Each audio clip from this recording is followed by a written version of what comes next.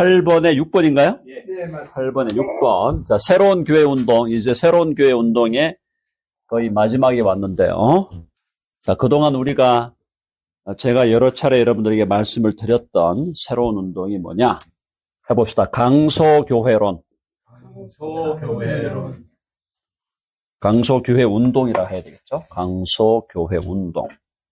강소 그러니까 이게 무슨 말인가 헷갈릴 수가 있는데, 네, 강자는 강할 강자, 소는 작을 소자. 강하지만 작은 교회. 작지만 강한 교회. 해봅시다. 작지만 강한 교회. 강한 교회. 예, 그게 이제 강소교회 운동이에요. 이게 너무너무 중요합니다. 어제 우리가 강의를 드렸을 때 초대형 교회 말씀을 드렸죠. 이틀 전에 초대형 교회 운동이 있다 그랬고, 그 다음에 이제 은사와 오순절주의와 은사 운동이 있다 그랬는데, 은사교회. 자, 초대형 교회 운동이 20세기와 21세기 한국과 미국, 특별히 한국과 미국을 휩쓸었는데, 교회가 대형이 되다 보니까 여러 가지 약점들이 노출되게 되는 겁니다. 그렇죠? 그래서 교회가 대형화되니까 문제가 뭐가 약해지냐면은 교회의 유기적인 연결, 관계, 이런 게 약해지는 거예요. 전부 익명성. 그 얘기 드렸죠? 만났는데 누군지 몰라. 이름도 몰라. 그렇죠? 누군지 몰라. 자, 교회 갔는데 몰라. 아는 사람이, 그러니까 예를 들어서 교회가 여러분, 한 1000명만 돼도요, 내가 아는 사람은 10분의 1도 안 돼요. 모르는 사람이 10분의 9야. 한 10,000명 모이면 내가 아는 사람 200~300명밖에 안 돼. 200~300명 정도 알면 많이 알 거예요. 그 외에는 다 모르는 사람들. 그게 교회가 아니라니까요, 그거는 교회가 아니에요. 뭐 교회라고 모여가지고 집회를 하고 있는 거지. 그게 교회가 아니라고. 교회는 내가 아는 사람이 90%, 모르는 사람이 있더라도 한 10%. 이 정도가 돼야 교회지. 아는 사람은 10%가 안 되는데 모르는 사람이 90%가 넘는데 무슨 교회예요, 그게. 자, 그래서 초대형 교회라는 것은 정말 잘못하면은 진짜 딴 데로 셀 수 있는 거예요, 딴 데로. 셀 구멍이 너무 많아. 그런 흐름에서, 교회는 작은 교회일 수밖에 없고 또 작은 교회를 지향하는데, 그럼 작은 교회라고 항상 건강하냐? 이게 이슈잖아요. 근데 작은 교회라고 건강한가요? 꼭 그런 건 아니죠. 맞습니다. 작은 교회인데도 작은 교회인데 건강하지 않은 교회들이 또 굉장히 많아요. 자, 그래서 우리가 이제 앞으로 가야 될 방향은 작지만 강한 교회로 가야 된다. 저는 이게 가야 될 방향이고, 앞으로 종말이 계속 주님 오실 날이 가까워올수록 교회는 작지만 강한 교회의 방향으로 가야 된다. 그러지 않고는 살아남을 수가 없게 돼 있어요, 교회가. 그렇죠? 자, 그럼 강소교회 운동, 이게 이제 현재 우리 대한민국, 한국과 또 미국에서 지금 벌어지고 있는 운동인데, 그럼 강소교회 운동의 특징은 뭐냐? 첫째, 강소교회 운동은 첫째로 일단 교인이 100명 이하, 100명 이하의 교인이. 100명 이상 넘어가면요, 이게 쉽지 않습니다. 100명 정도를 한도로 좀 끊자. 그래서 100명 아래로 교인 수가 돼야 되고, 작은 교회죠. 100명 이하면 작은 교회입니다. 지금 우리 덴버에서는 100명도 중대형 교회지만은, 덴버에서, 우리 한인 사회에서 교인이 100명이 모이면은 중대형이에요, 사실은. 덴버에서는. 근데 덴버 지역의 교회들이 대부분 다 비슷한 규모들의 교회, 20명, 20명, 30명 모이는 교회들이 거의 대부분이에요, 사실은. 그래서 100명 이하의 교인으로 모이면서 첫 번째, 이 강소교회는 이 교회가 우리가 그동안 이야기했던 유기적 교회가 된다. 유기적 교회 중심.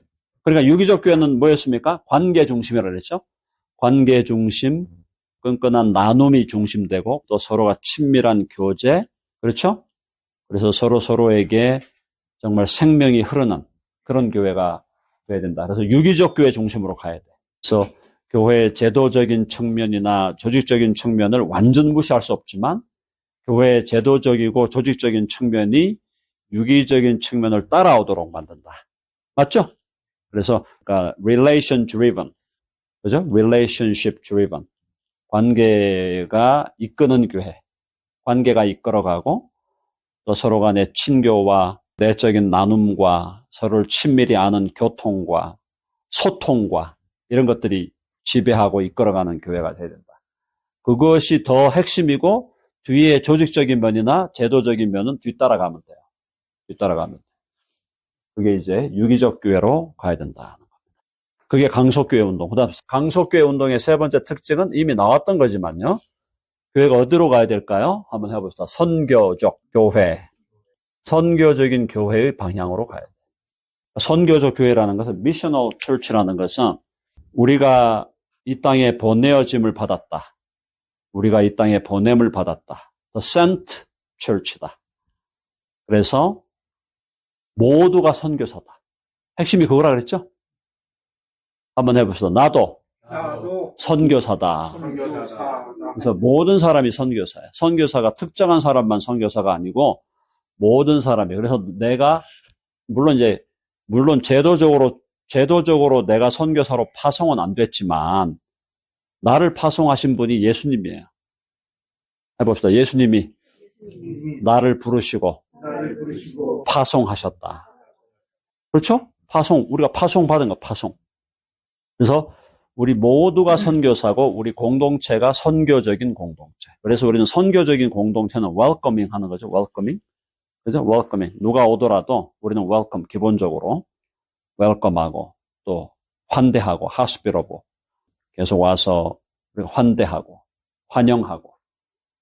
그리고 선교적 교회로 우리가 지금 교회에서 뭐 음악회도 하고 여러 가지 행사들이 다 선교적인 행사인 거 아시죠? 선교적으로 하는 겁니다. 가능한 많은 분들이 와서 또 복음을 접할 수 있도록. 그래서 선교적 교회 방향이고. 자, 그 다음에 네 번째가 뭐냐면은 작지만 강한 교회라는 것은 제자 훈련을 하는 교회예요. 제자 훈련 교회. 무슨 말입니까? 진정으로 제자의 삶을 살아가자는 거예요. 제자와 군중, 제자와 관중은 다르다 그랬습니다. 자, 제자하고 군중이 있어요. 제자하고 관중이 있어요. 제자하고 팬이 있어요. 팬. 최근에 나온 책 제목에 Not a Fan. 책 제목에 Not a Fan이라는 책이 있잖아. Not a Fan이라는 말이 뭐냐면 예수님에 대해서 그냥 팬이 되면 안 된다. 이거 팬. 아, 예수님 훌륭합니다. 이거예요. 뭐 이렇게 하는데 안 따라가. 멀리에서 이거예요. 그러고 뭐 박수치고 하는데 그 다음 뭐야? 안 따라가고 나는 내일 하는 거야. 내일. 아, 당신 위대하고 훌륭해. 근데 나는 관계없어. 나는 내일 할 거야. 그게 팬이야, 팬. 예수님에 대해서 팬으로 남을 거냐? 아니면 정말 디사이플로 남을 거냐? 우리는 예수님에 대해서 팬으로 남으면 안 돼요. 예수님의 팬으로만 남으면 어디로 가는 거야? 영원한 지옥으로 가는 거야. 그렇죠? 제자로 가요, 제자. 관중이 되면 안 돼. 어디언스가 되고 그냥 훌륭하시네요. 좋은 가르침입니다. 그 다음부터는 싹 돌아서면은 나하고 아무런 상관이 없어. 무관. 군중이 되면 안 돼. 군중은 어떻게 했어요? 해봅시다. 십자가에 못 박아라. 군중이 뭐 했습니까? 군중이 따라다니면서 오병이어 해주니까 잘 먹고 할렐루야 잘 먹었습니다. 아, 왜 이렇게 물고기가 맛있어요?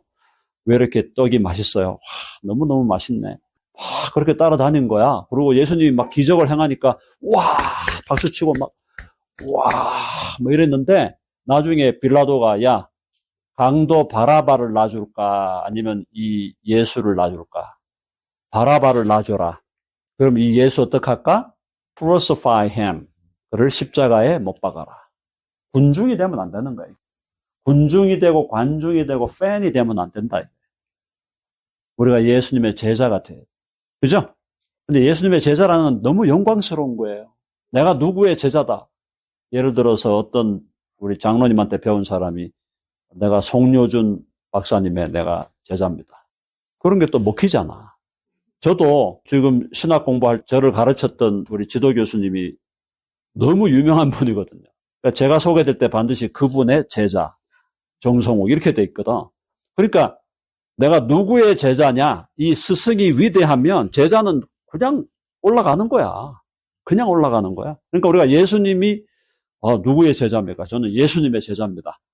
그게 엄청난 명예예요. 그렇죠? 명예인데 제자의 길은 자기를 어떻게 하라고? 자기를 부인하고 자기 십자가를 지고 주를 쫓아라. 십자가를 지고 좁은 길, 소로죠? 소로가 좁은 길이야, 좁은 길. 제자의 길, 십자가의 길, 자기 부인의 길, 소로가 좁은 길, narrow path. 좁은 길로 가자, 십자가의 길로 가자. 관중이 아니고 주님을 따라가고. 그러면 주와 함께 죽는 거죠. 주와 함께 죽고 주와 함께 살고. 그게 제자의 길. 제자 훈련하는 교회다. 제자 훈련. 여러분 해봅시다. 나는 제자입니다. 나는 제자입니다. 이게 너무너무 좋은 말이에요. 예수님의 제자. 최고야. 예수님의 제자. 내가 너를 나의 제자로 불렀다. 이거 위대한 거 아니에요? 예수님의 제자라는 건 정말 위대한 거야. 베드로도 처음에 예수님이 오라 하니까 뭐라 그랬어요? 나를 떠나서서 그랬잖아요. 주여 나를 떠나서서 나는 죄인이로소이다. 그게 베드로의 고백이었어. 그래도 주님이 야 따라와. 그래서 따라가는 건데 근데 우리 입장에서는 아유 예수님 저를 제자로 불러갖고 예수님께 이득될 게 하나도 없습니다. 이득될 게 없으실 것 같은데요. 그러면 이제 아니야 내가 너의 모든 것을 책임지겠다. 그 얘기를 하십니다. 모든 걸 책임지겠다. 자 제자 훈련하는 교회고 그다음에 다섯 번째 작지만 강한 교회는 어떤 교회냐? 신학적인 교회예요. 신학적 교회. 해보자. 신학적 교회. 이게 이제 오늘날 우리가 대안을 제시하는 거예요. 대안을. 오늘날 교회에 여러 가지 약점들이 있지만 최대의 약점은 뭐냐? 교회가 신학을 떠나는 거예요. 신학에 대한 이 기피증. 신학 기피증이 있어. 신학 기피증. 이게 무슨 말인가 하면은 이게 저는 신학자들의 탓이라고 봐요. 일단은 신학자들의 문제야. 신학자들이 뭘 잘못했느냐? 신학자들이 뭘 잘못했냐면은 뭘 어떻게 만들었냐면 신학을 어떻게 했을까요? 신학을 어렵다고 만들었어요. 어렵다. 신학은 어렵다. 그다음 어렵다를 넘어서서 신학은 재미없다. 여러분 재미없는 거 하고 싶은 사람 있을까요? 재미없는 일을 하고 싶어하는 인간은 한 사람도 없습니다. 재미없지만 먹고 살기 위해서는 하겠지. 근데 신학이 어렵다라는 생각, 신학은 재미가 없다. 신학은 골치 아프다. 그런 생각을 심어준 거예요. 그게 신학자들이 그렇게 한 거예요. 신학자들이 왜 그걸 잘못했냐면은 내가 가르치는 것을 어렵게 만들어야 내가 올라간다고 생각하는 거예요. 이해되시죠? 내가 지금 가르치는데 다 쉬워. 뭐 그냥 모든 사람이 다 이해할 수 있을 만큼 쉬운 걸로 만들어버렸다. 그러면 뭐가 안 올라가나? 내 권위가 안 올라가고 내 가치가 안 올라간다고 착각을 한 거예요. 그리고 신학자들의 사명은 마치 신학이라는 학문을 상아탑에 가둬 놓고 날 따라오는 사람만 따라와. 신학이 그렇게 함으로써 신학에 대한 기본적인 생각이 딱 신학 그러면 벌써 사람들 네거티브한 거예요. 네거티브한 거야. 어렵고 골치 아프고 머리 아프고 재미없고 힘들고 막 이런 분위기. 누구나 다 할 수 있는 것임에도 불구하고 선택된 일부만 할 수 있고 해야 된다고 생각하는 그런 걸 자꾸 심어 놓은 거야. 제가 그래서 그걸 뭐라 그러냐면 그게 신화예요. 신화. 잘못된 신화예요. 신화를 만들어낸 거야. 루터와 칼빈이 종교개혁을 이룬 다음에 그거를 반대하기 위한 가톨릭의 한번 해봅시다. 반종교개혁. 루터와 칼빈을 반대하는 가톨릭의 또 종교개혁에 대한 반대 운동의 중심이 예수회예요.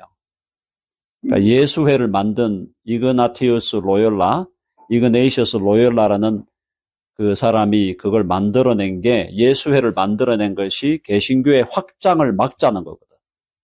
그러니까 개신교가 확장되는 것을 막기 위해서 예수회를 만들었고 이 예수회가 가장 강조했던 것이 뭐냐면은 대학을 세워서 대학 교육을 통해서 개신교의 확장을 막아라. 이게 예수회의 목표야, 목표. 그게 대학이고 두 번째가 선교죠, 선교. 예수회가 또 선교 현장에 많이 보냈는데 우리 옛날에 영화 미션 봤잖아, 미션. 미션 영화 기억나세요? 그 미션 영화에 나오는 그 신부회가 예수의 신부라고요. 그러니까 이제 그 사람들이 이제 개신교를 이렇게 막으려고 했는데 선교 현장에 주로 라틴 아메리카, 뭐 동남아 이런 데로 인도 이런 데 많이 갔는데 예수회 가다 중국도 갔잖아. 마테오 리치가 예수회 아니에요, 중국에. 자, 그러면 그런 사람들이 하려고 했던 게 뭐냐면 카톨릭의 교리와 신학을 심는 거거든요. 그러니까 예수의 운동도 결국은 신학운동이에요. 신학운동. 그리고 예수회가 세운 학교들이 또 세계적으로 올라가잖아요. 예수회가 세운 대학이 우리나라의 서강대학이에요. 그게 예수회 대학이고 미국에서도 예수회 대학 중에 제일 잘 나가는 대학이 노틀데임이라는 대학이 있어요. 노틀데임이라고 하는 대학이 있는데 이게 지금 옛날에는 50위권도 안 된 대학인데 지금은 20위권 안으로 들어와 있어요. 예수회 대학이야. 근데 그게 전 세계에 굉장히 많아요. 예수회 대학이. 그러니까 그래서 예수회가 그런 카톨릭적으로 개신교를 반대했고 그래갖고 나중에 자유주의 신학을 좀 했다. 그렇게까지 어느 정도 우리가 인정할 수 있는데 예수회를 과대 포장해가지고 모든 음모론에 예수회가 다 있다. 이렇게 보는 거는 저는 좀 과장된 해석이다. 그렇게 일단 이해하시고 자 그래서 신학적인 교회, 신학 기피증을 극복해야 돼. 그래서 우리는 뭡니까? 한번 해보자. 신학은 재미있다. 신학 재밌죠? 신학 재밌죠? 얼마나 재밌어요. 신학은 재미있다. 두 번째, 신학은 생각보다 쉽다. 신학이 쉽다고 얘기하기는 조금 미안하니까 내가 생각했던 것보다는 쉽다. 재미있고 쉽다. 재미있고 쉽다로 접근해야 돼. 그래서 나도 신학자다. 자, 해봅시다. 나도 신학자다. 아시겠죠? 여러분들이 신학을 저처럼 전문적으로 연구해서 박사가 되고 교수가 되라 그런 얘기를 하는 게 아니에요. 그렇게 할 수 있는 사람은 많지 않습니다. 그러나 모든 사람이 다 신학이 뭐야? 신학 의미가 뭐야? 신자 학자가 배울 학이에요. 하나님을 배우는 거야. 하나님을 learning God이야. learning God. 하나님을 배우는 거는 재미있는 일이에요. 그리고 생각보다 쉬워요. 그래서 예수님이 너도 신학자야. 왜? 예수님의 제자가 된다는 거는 하나님을 배우는 사람이 되는 거예요. 예수님을 배우는 사람이 되는 거예요. 그렇죠? 확고하게 나도 신학자, 너도 신학자. 다 우리 교회는 다 신학자야. 신학의 보편화. 그래서 우리가 너도 신학자, 나도 신학자, 우리 모두가 신학자. 이게 지금 우리 교회가 나가는 방향이야, 이게. 우리 교회 가는 방향이죠? 그래서 우리 교회가 세계에서 하기 좀 미안하니까 덴버에서 제일 좋은 교회예요. 여러분들이 그런 자부심을 가져야 돼. 그렇죠? 우리 교회 얼마나 좋아. 새벽마다 모여서 새벽 예배 드리고 새벽 신학교. 어제 우리 미국인 교수 우리 라이언 테플라스키 만나갖고 요 얘기를 했더니 놀라는 거야. 어떻게 로컬 철치에서 6시에 모여갖고 예배 드리고 또 신학을 공부하고 미국인 교수 입장에서는 상상이 안 되는 거지. 사실 여러분들에게 제가 기대하는 게 바로 그거예요. 이제 집중해서 배우셔야 돼. 집중해서 배우는데 요게 이제 배움이 충만하면, 배움이 충일해지면 여러분들이 누군가한테도 나눌 수 있게 돼요. 말씀 듣고 은혜만 받으면 된다. 들어보면 일리가 있는 것 같죠? 근데 그것은 우리가 해야 될 일의 50%만 하고자 하는 얘기죠. 그러니까 내가 배워서 은혜 받는 걸로만 끝나면 안 된다니까요. 말씀을 듣고 은혜 받는 걸로 끝나는 게 아니라 정말 내가 배운 바를 다른 사람에게 전달할 수 있어야 되고 전달을 넘어서서 아까 말한 대로 온갖 이단들이 등장하잖아요. 온갖 이단들이 등장하는데 그거 등장하는 데마다 목사님 전화해가지고 목사님 이렇게 자꾸 해가지고 되는 게 아니라 내가 분별력을 길러야 돼요. 내가 딱 분별을 할 수가 있어야 돼. 아, 요건 안 돼. 이건 잘못된 거야. 아, 저거는 조금 일리는 있어. 그래도 조심해야 돼. 아, 저건 진짜 맞는 말이야. 이런 식의 분별이 돼야 된다고. 그게 내가 분별이 돼야 되고, 그렇지 않을 경우는 어떻게 됩니까? 내 신앙과 내 운명을 목회자나 지도자한테 맡기는 거예요. 그게 아니라니까. 개신교 신학, 우리 복음주의 신학의 핵심은 너도 제자고 나도 제자니까 다 제자로서 내가 준비되어서 내가 자립해야 돼. 자립정신이에요. 신앙의 자립이 일어나야 돼. 그렇죠? 신앙 자립을 하고 자립을 해서 다른 사람을 도와줘야 돼요. 자립을 해서 내가 다른 사람을 세워주고 붙들어줄 수 있어야 되지 자꾸 나는 다른 사람에게 의존하는 멘탈리티가 생기면 어떻게 됩니까? 이상한 지도자한테 걸려들면은 그냥 넘어가는 거예요. 인생이 완전 파탄 나는 거야. 그걸 우리는 막자. 그래서 자립을 해야 되잖아요. 신천지가 그냥 교회를 통째로 삼켜 먹은 교회가 수백 개예요. 수백 개 교회가 신천지가 들어가고 다 장악을 해버렸어요. 그건 뭐야? 하나도 이게 제대로 정돈이 안 돼 있으니까 들어와가지고 이상한 소리 하는데도 그게 뭔 소리를 하는 건지 모르고 그냥 넘어가 버리는 거예요. 아직까지는 신천지가 상당히 강하고 지금 제일 어려운 게 참 마음이 아픈 거는 20대, 30대 젊은이들 우리 교회에 지금 없거든요. 없어요. 20, 30대 교회가 없는데 20, 30대의 젊은 애들이 다 어디 갔나 봤더니 신천지에 가 있는 거예요. 제가 하나 재밌는 얘기하고 마무리할게요. 얼마 전에 미국의 남침례교단 저는 건강한 교단이라고 봅니다. 이 남침례 교단에서 이번에 미국인 부부 선교사를 한국으로 파송을 했어요. 그게 이유가 뭔지 아세요? 한국의 2030 세대가 미전도 종족으로 아이덴티파이가 된 거야. 미국 남침례교에서 선교 지형도를 그려봤는데 대한민국의 20, 30대가 미전도 종족이야. 그러니까 그 남침례교회는 미전도 종족에게 선교사를 보내는 걸 원칙으로 하거든요. 그러니까 대한민국의 2030 위해서 누가 갈고 미국인 선교사 부부가 나섰어. 그래갖고 이 부부가 이번에 파송이 됐어요. 한국에. 그걸 듣고 제가 속으로 이분들이 갔다는 건 너무너무 감사한 일인데 대한민국의 지금 2030 세대가 미전도 종족이다라고 이렇게 지금 이게 떴다는 거 말이에요. 안타깝잖아. 자녀들에게 복음을 제대로 전달하지 못하는 부모가 되면 안타까운 일이지만 부모님들도 훈련이 안 됐다는 거거든요. 이런 훈련, 선교 훈련, 복음 전도 훈련, 신학적인 훈련. 총체적으로 우리가 교회를 개혁하려고 한다면 어떻게 바꿔야 되는가? 위에서부터 신학자들부터 신학을 재미있게 만들어야 돼.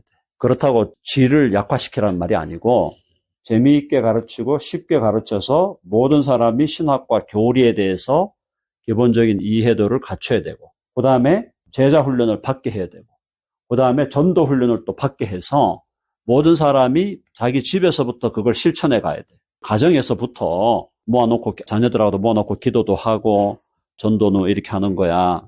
선교는 이렇게 하는 거야. 그렇게 하면서 그런 분위기. 그리고 교회에서 위에 소위 이제 목회자들을 기르는 신학자들이 정말 정신 차리고 제가 이런 얘기하면 돌 맞습니다. 제가 지금 한국 가서 이런 얘기 하면은 우리가 이렇게 훈련해야 된다니까. 이렇게 훈련해서 신학자부터 내려오면서 다 이걸 제대로 해야 돼. 제대로. 우리가 그동안 좀 책임을 다하지 못했던 부분에 대해서 회개하고 다시 제대로 세워야 돼요. 근데 그렇게 하려면 어디로 가야 된다?